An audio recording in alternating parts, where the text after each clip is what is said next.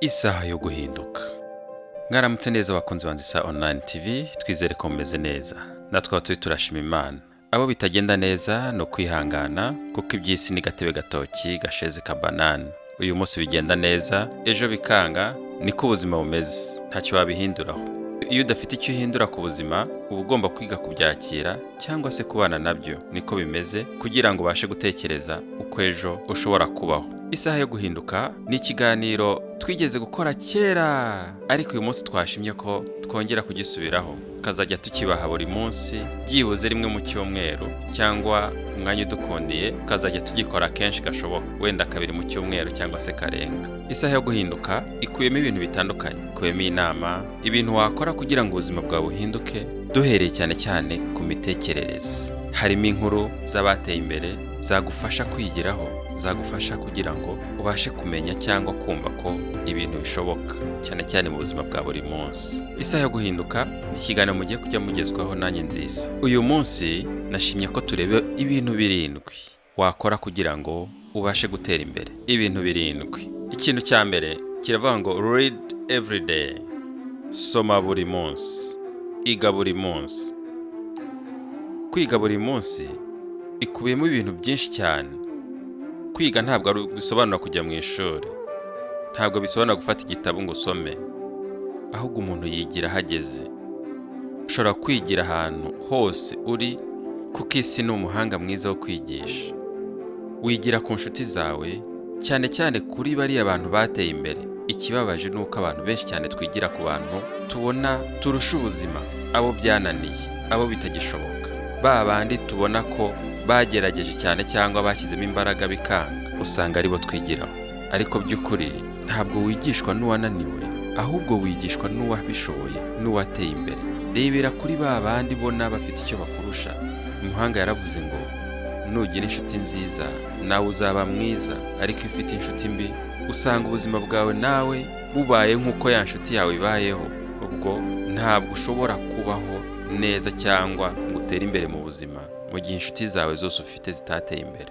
Numbwira inshuti zawe 5, ndakubwira uriwe. Bisobanuye ngo uko inshuti zawe zibayeho, ibyo zitekereza, ibyo zikora, nibwo buzima nawe ubayemo. Gerageza guhinduka. Utabashije guhinduka mu mitekerereze, ntiwahinduka no mu buzima busanzwe. Ntiwatera imbere utabanje gutera imbere mu bitekerezo. Igikomeye cyane ni ukugira inzozi. Ukagira inzozi nini, inzozi zagutse, inzozi zifite aho zikuganisha. Ariko ikibabaje nuko usanga abantu benshi batagira inzozi. Inzozi nicyo kintu cya mbere ugomba kwigiraho, kuba ufite ishyaka, ufite aho ushaka kugera. Rero kwiga buri munsi nicyo kintu gikomeye cyane. Buri munsi reba ibintu bishya, reba ibintu udasanzwe umenyereye, reba ibintu udasanzwe ubona, reba ibintu ubona ko byakugeza kure, biguha isomo. Umuhanga mwiza wo kwigisha ni isi. Gusira kwigisha utagusabye minerval.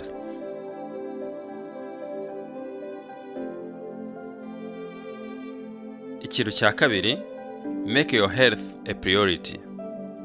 Fata ubuzima bwawe nka priority. Fata ubuzima bwawe nk'ikintu gikomeye, ubushyire ku mwanya wa mbere. Abantu benshi turashaka gutera imbere nibyo, ariko twibagirwa ubuzima bwacu. Sanga umuntu yiriwe mu kazi, ntiyariye, ntiyaruhutse, yewe ntiyitayeho. Icyo ni ikintu gikomeye cyane ugomba kwibuka. Nusubiza amaso inyuma, urasanga abantu benshi cyane bateye imbere, babonye amafaranga, babonye amazu meza, bagenda mu modoka meza, ariko niba abantu atashobora guhaha inyama ngo ayirye, niba umuntu atashobora gusoma n'akayoga mu gihe ari umuntu usanzwe unwa cyangwa se atanwa ikintu cyiza, ji cyangwa ibindi. Urabizi impamvu? Kwa muganga baba barabimubujije. Kuko igihe yakoraga, yashakaga ubuzima bwiza, yahagaritse kwiyitaho, ntiyaryaga. Yagiye Dubai inshuro nyinshi mu ndege, giye kurangura, kagenda atariye, kagerayo ntarye, gasanga yitayeho business ye. Wiriwe mu kazi, ntabwo wariye, kandi ibyo biryo ntabwo wabibuze. Utita ku buzima bwawe, ntabwo wazatera imbere. Nubwo watera imbere, uzabisigira abasigaye, kuko wowe nta garanti y'ubuzima uba ufite. Kwita ku buzima bwawe ni kimwe mu bintu byakuba bikomeye cyane cyangwa byakugirira akamaro, byatuma n'iterambere ryawe rimera neza.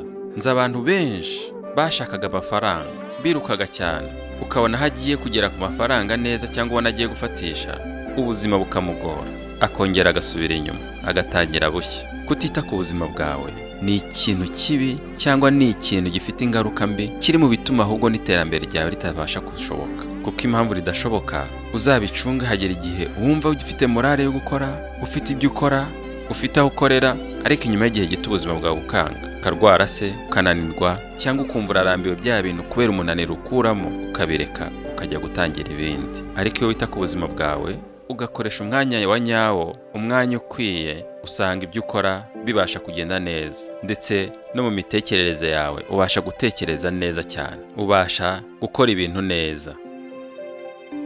Iki cya kabiri kijyanye n'icya gatatu. Icya gatatu kiravuga ngo develop an attitude of gratitude. Developa attitude yawe.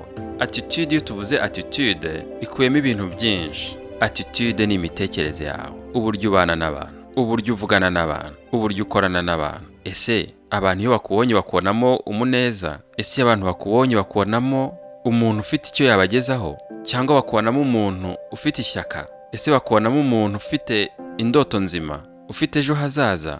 Ndakubwiza ukuri, kugira ejo hazaza ntabwo bituruka ku kuntu ubayeho, ahubwo bituruka ku kuntu utekereza, ko ufite attitude nziza, ko ufite ibitekerezo bizima, kuba witwara neza, kuba ubana neza, kuba wita ku bantu cyangwa wita ku bintu mu buryo bukwiriye. Ibyo ubutekereza nibwo buzima bwawe ejo hazaza, kuko uko tubayeho uyu munsi nibyo twatekereje kera mu gihe cyatambutse. Igihe watekerezaga ubuzima bwiza, wenda hari byakunaniye cyangwa warabishoboye, uyu munsi niyo mpamvu ubayeho gutyo. Ntabwo uyu munsi ubayeho uko wahisemo uyu munsi, ahubwo ubayeho uko ejo hashize wahisemo. Ari nayo mpamvu uko uzabaho ejo nibyo uri buhitemo uyu munsi. Uyu munsi nuhindura ibitekerezo byawe, ugatangira gutekereza ibintu bizima, ugatangira gutekereza ibintu byiza, ejo uzaba ubayeho uko uyu munsi urimo gutekereza.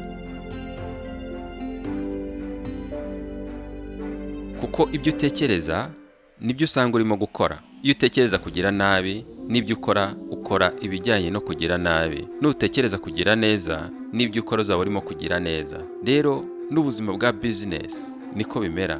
Iyo utekereza kuzahomba, ukora nk'umuntu wihebye, ukora nk'umuntu ubona ko bidashoboka, ukora nk'umuntu ukora bimwe bavuga ngo kama mbaya. Ariko iyo utekereza kuzunguka, wigira confidence, ntabwo wiheba. Ibyo ukora ubikora neza, ibyo ukora ubikora ubikunze, kandi ubikora utuje, ndetse nabyo bikagenda neza.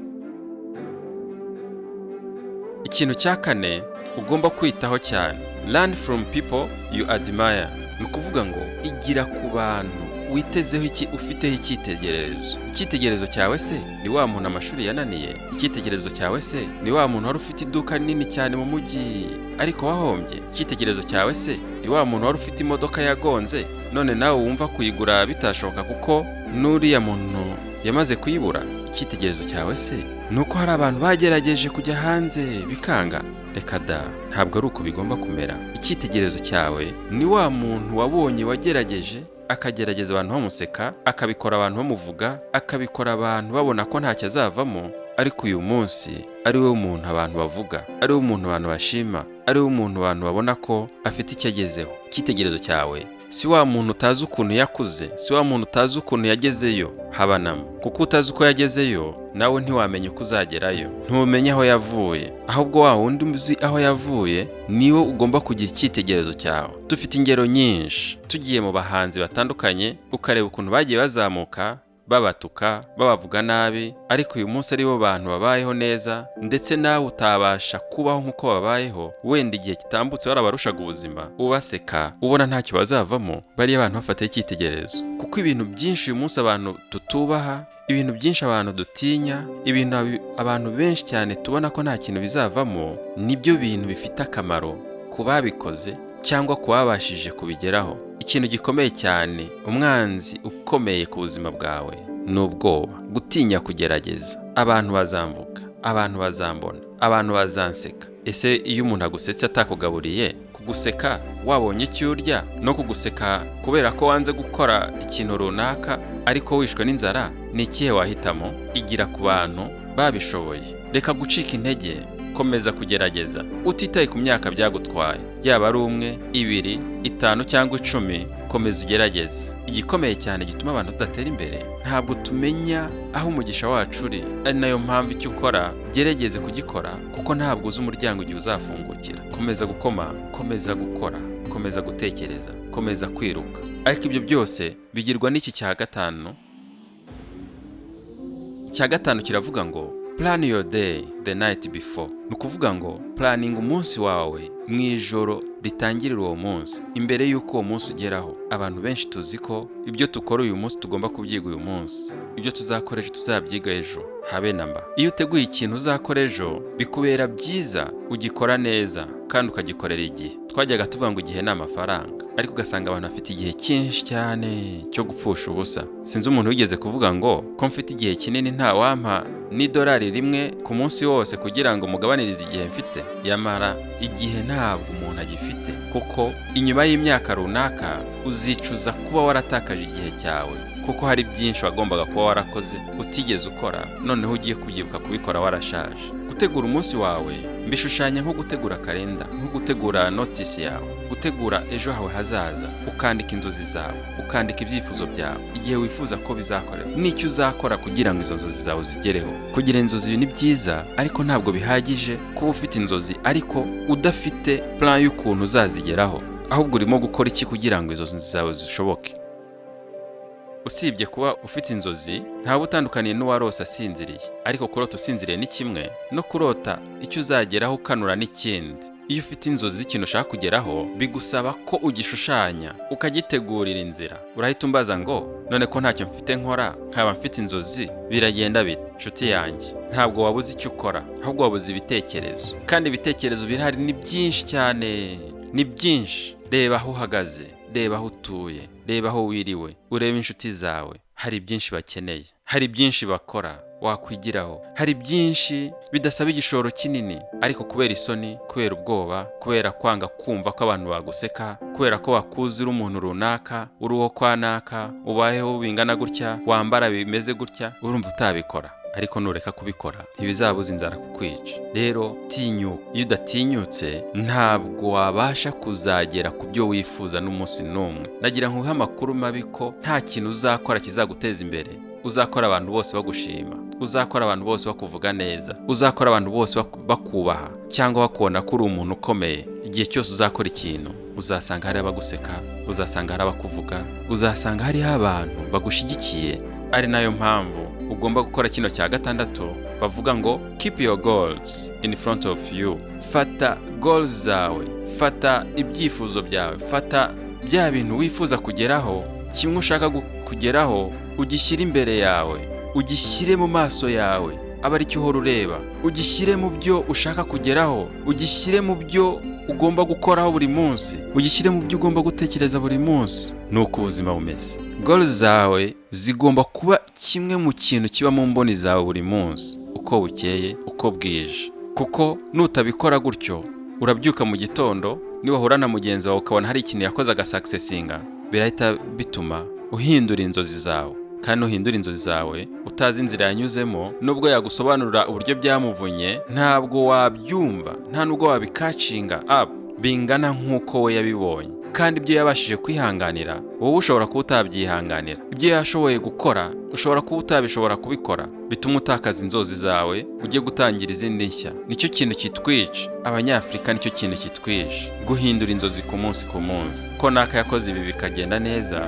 reka nanjye ari byo nzakora. Bukeye wabona undi, ibi nibyo byoroshye, reka nzakora ibi. Umwaka ugashira utarabona icyifuzo cyawe, utarabona icyo ushaka kugeraho. Undi mwaka ugataha, n'undi ukaza, ukisanga ugeze muri bya mirongo utaramenya icyo ushaka. Nshuti yanjye, banza umenye icyo ushaka. Utaramenya icyo ushaka ntiwamenya n'icyo uzageraho. Banza usobanuke, wisobanure, witandukanye. Ubundi muntu mushya, ufite icyitegererezo, ufite icyifuzo, ufite icyo ushaka kugeraho, ufite icyo ureberaho, ufite goals, ufite plan, ufite ubuzima, kandi uhora wiga buri munsi, witeguye guhindura no guhinduka kugira ngo agere ku nzozi ze. ari nayo mpamvu icya karindwi kivuga ngo take actions. Reka gutinya, even when it's scary. Fata actions, shyira mu bikorwa nubwo byaba biteye ubwoba, shyira mu bikorwa nubwo byaba bikomeye, shyira mu bikorwa nubwo ubona bizatinda, ariko uko buri munsi ugenda utera intambwe niko bimwe bigenda bigabanuka, bigenda bivamo. Igitangaje, abantu barakubwira ngo nzabikora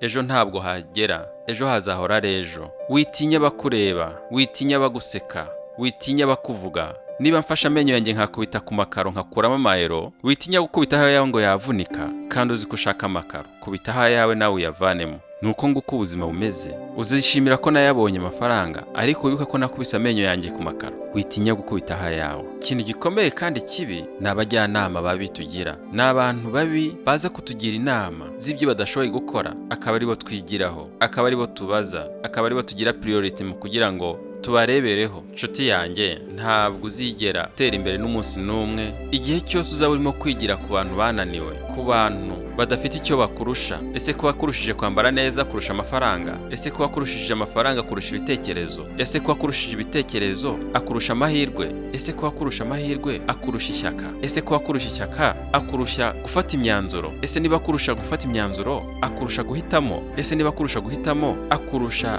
kuba wagerageza? Ese niba kurusha kugerageza akurusha kwihangana? Ese umuntu niba kurusha kwihangana akurusha kuba warinda, kuba watinyuka? Bitekerezeho. Hari byinshi wumvishe, hari byinshi wabonye, hari byinshi ushoboye, ariko watinye gukora, watinye kugerageza, watinye gukora, watinye kuvuga, watinye gushyira mu bikorwa. Haguruka. Isaha yo guhinduka kibe kimwe mu cyo ushyira mu mwanya wawe mwiza, uvuga ngo iyi saha ni yo guhinduka. Ntutegereze ejo, ntutegereje ejo bundi, ntutegereze mu cyumweru gitaha, ahubwo umwaka uze kurangira uvuga ngo uyu mwaka urangiye hari icyo nagezeho, uyu mwaka urangiye hari icyo nakoze, hari aho mvuye, hari aho ngeze, hari icyo nakoze, hari icyo natekereje, hari aho ngomba kugera muri iki gihe gishya ntangiye. Reka rero mfata umwanya wo gushimira mwe mwese mukurikiye ibiganiro bya Nzisa Online TV. Isaha yo guhinduka ni ikiganiro tuzajya tugerageza kubagezaho ibintu bitandukanye, ibyo wakora, uko wabaho, uko watekereza, kugira ngo bibashe kugufasha ku buzima bwa buri munsi. Ndabakunda cyane. Kuri mikoro mwari kumwe na Nzisa. Twizere ko mugiye gupartaja, mugiye kugisangiza inshuti zanyu, kugira ngo ejo cyangwa ejo bundi bazabone ibindi biganiro tuzajya tubagezaho. Mugire umunsi mwiza, mugire ibihe byiza bitewe n'aho muri. Imana ibarinde naho utaha.